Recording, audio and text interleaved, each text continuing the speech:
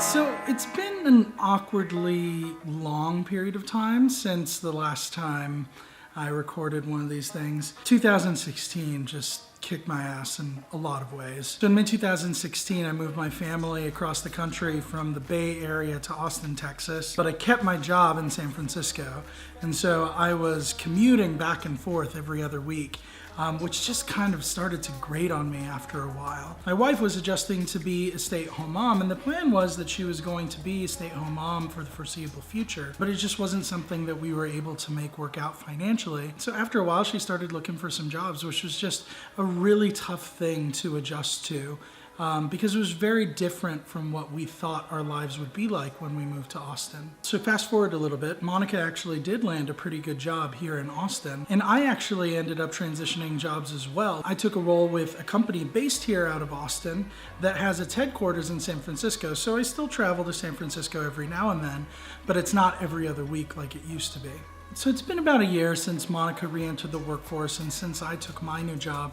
And over the months that followed, we just really were adjusting to our new lifestyles. And somewhere along the way, the focus on health just kind of went out the window.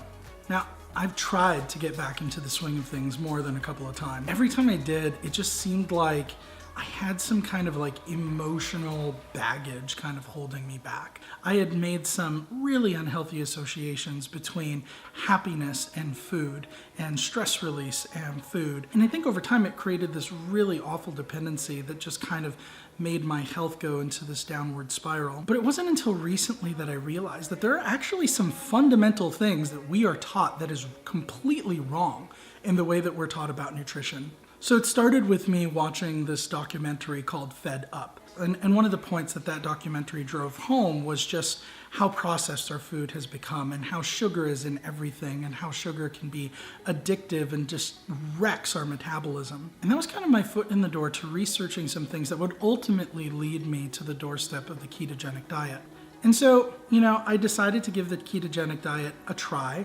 And it's important that you know that I walked into it fully skeptical. I was still super scared of a diet that preached to eat high fats. I mean, I grew up in the 80s and 90s in the era of Slim Fast and Metrics and all of these diet programs. This basically went against the grain of everything that I knew to be true.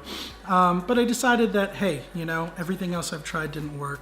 I might as well give it a shot. Within the 3 weeks that I've been on the ketogenic diet, there have been so many things that have changed so positively in my life. So for the foreseeable future, Project Reboot is really going to be about my keto journey.